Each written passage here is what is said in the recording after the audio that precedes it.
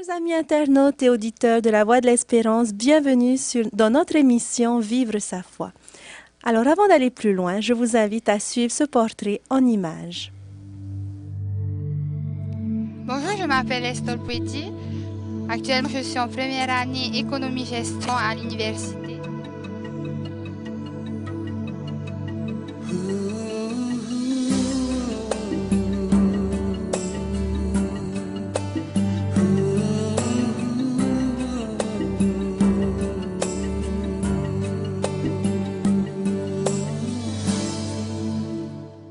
Alors, ce que j'aime dans la vie, c'est être avec mes amis, pouvoir sortir avec eux, pouvoir qu'on aille manger, chanter.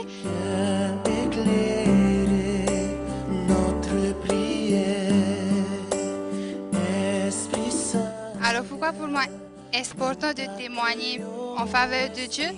C'est pour dire aux jeunes que vous n'êtes pas tout seul et qu'il existe vraiment quelqu'un qui peut vous aider dans votre vie.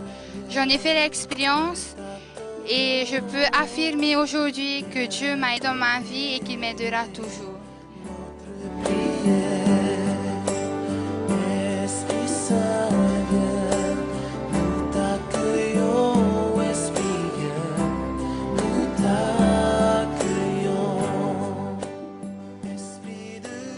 Alors sur notre plateau, nous accueillons notre ami Pouety.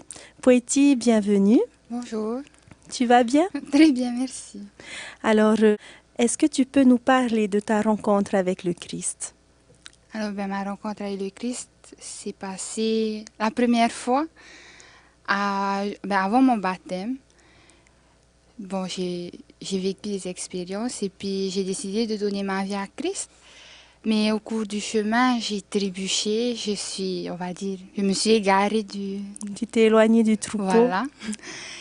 Et puis, un jour, en avril, juste avant l'évangélisation de la jeunesse, il y avait un truc qui me poussait à aller à Tiarama.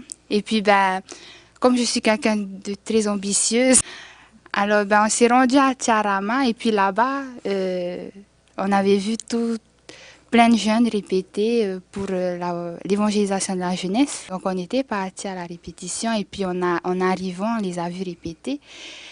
C'était une répétition du groupe de louanges. Voilà, c'était une répétition du groupe de louanges, des chants qu'ils devaient présenter pendant l'évangélisation. Alors, est-ce que tu peux nous parler justement de cette évangélisation? C'est une évangélisation organisée par qui Alors, cette évangélisation avait été organisée par la mission en faveur de la jeunesse. D'accord. Et c'était des jeunes qui prêchaient. Donc, en allant, en fait, c'est là que j'ai connu Veiria. Elle était venue vers moi et elle m'avait demandé si je voulais pas chanter avec elle parce que dans leur équipe louange, il manquait une soprano. Et là, j'ai pas voulu accepter parce que déjà, en moi, je me sentais pas prête. Et puis, avec Christ, je me sentais un peu hypocrite. Donc, j'ai pas voulu tellement participer à cette répétition et faire partie du groupe de louanges. Et puis, je me suis assise à côté le technicien qui était là ce jour-là. Et puis, on avait écouté les chants. Et puis, à la fin, ils ont fait une petite réunion, enfin un petit bilan. Et puis, Heiniere avait annoncé à tout le monde que je ferais partie du groupe de louanges. Et quels étaient tes sentiments à ce moment-là? Est-ce que ça a changé puisqu'au départ tu dis que tu ne voulais pas faire partie de ce groupe? Voilà, alors je ne voulais pas. Mais après, en réfléchissant bien, quand j'ai fait un peu le bilan de la journée, on va dire, je me suis dit, c'est pas pour rien que j'ai été poussée à aller à la répétition. Et c'est pas pour rien qu'on m'avait demandé de chanter et j'ai refusé et pourtant, à la fin, il se trouve que je fais partie du groupe de louanges. Et jusqu'à aujourd'hui. Et puis, je peux dire que c'est vraiment par rapport aux expériences et aux différentes activités avec cette équipe-là que j'ai retrouvé ma foi en Christ D'accord. et que aujourd'hui, je peux vraiment témoigner de ce qu'il a fait pour moi. Et donc aujourd'hui, tu parles du fait que tu es maintenant et encore et toujours dans le groupe de louanges.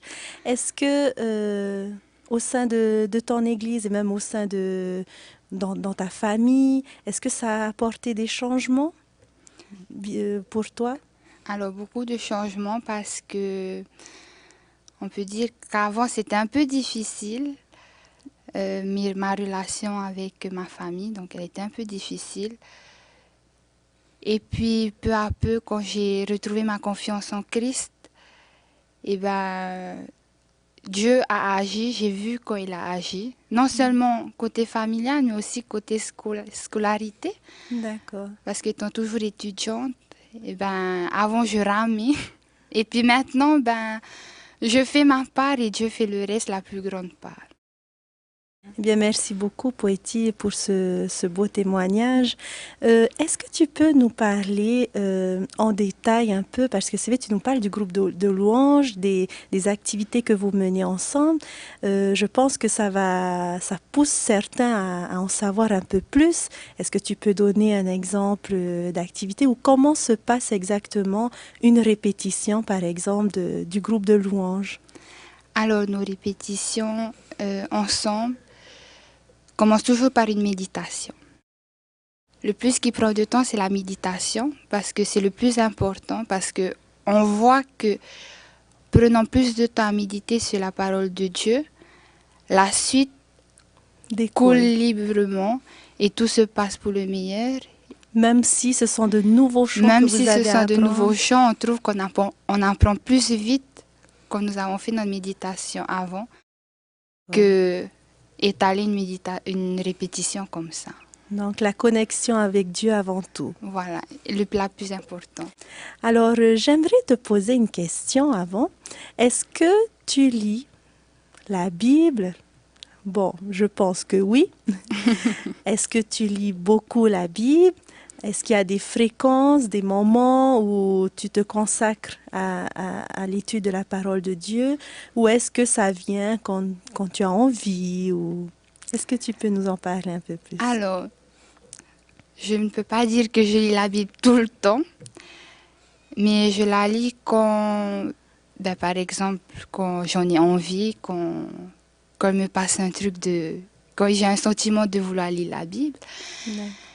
Mais je la lis plus en profondeur quand il faut étudier l'école du sabbat, mais surtout quand je dois préparer une méditation. Donc je jongle un peu entre la Bible et les écrits de Ellen White. Eh bien, je t'invite également à connaître les réponses de plusieurs jeunes à travers cette question. Est-ce que vous lisez la Bible?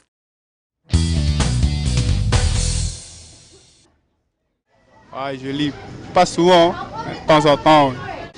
Occasionnellement, on va dire. J'ai déjà lu, enfin quelques pages, un petit truc comme ça quoi. Ouais, quand même, un peu. Oui, avec ma mémé, une fois par mois. Ça dépend, parfois en caté à l'école, il y a le Nouveau Testament, ça reprend un peu les choses de la Bible. Non. Des fois, mais sinon c'est rare. Pas souvent, très rarement, je la lis. Ouais.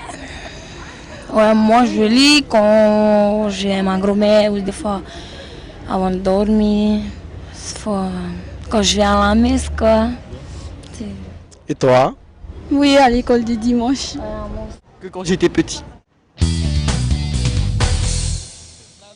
De retour sur notre plateau avec notre ami toujours Poétie qui est avec nous.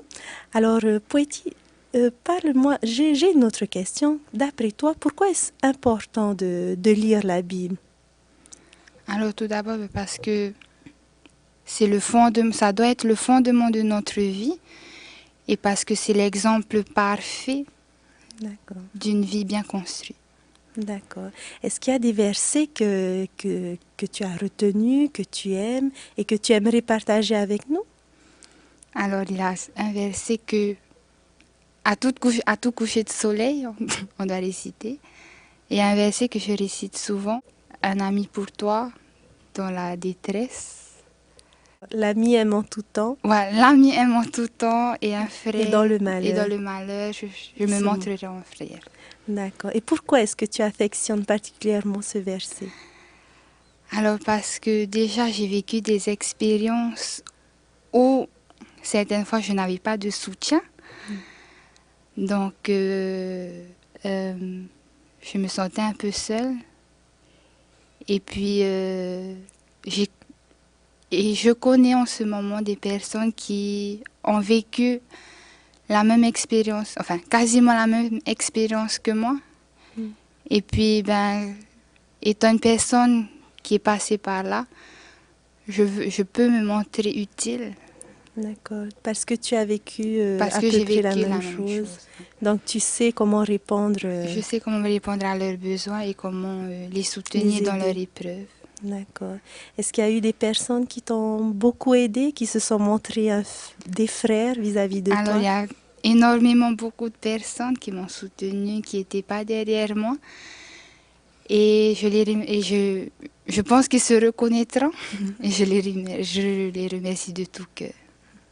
Eh bien, merci beaucoup, Poeti, d'avoir accepté notre invitation. Est-ce que tu aurais un message à adresser à toute cette jeunesse qui nous écoute? Alors d'abord, à tous les jeunes qui sont responsables, il est vrai que certaines fois, on tombe par rapport aux remarques des autres. Certaines fois, on est soutenu par des remarques positives, mais il faut savoir que parfois les remarques négatives sont là pour vous mettre à l'épreuve. Donc je vous dis que ne faites pas attention aux remarques négatives, parce que vous avez le courage de vous tenir devant une assemblée, devant des jeunes pour témoigner en sa faveur. Et puis, alors que ceux qui vous font des remarques négatives, peut-être que eux sont juste assis. Donc tenez bon et priez chaque jour. Mon objectif ce mois-ci, c'est vraiment de faire passer aux jeunes déjà de mon église, à faire passer mon expérience que j'ai vécue par rapport avec ma foi avec Dieu. Et je veux vraiment qu'eux vivent leur foi avec Dieu. Également. Également. Merci beaucoup, Poeti, pour ton implication et surtout d'avoir accepté de venir sur ce plateau. C'est un plaisir. Chers amis, quant à nous, je vous donne donc rendez-vous la semaine prochaine pour une nouvelle émission avec un nouvel invité.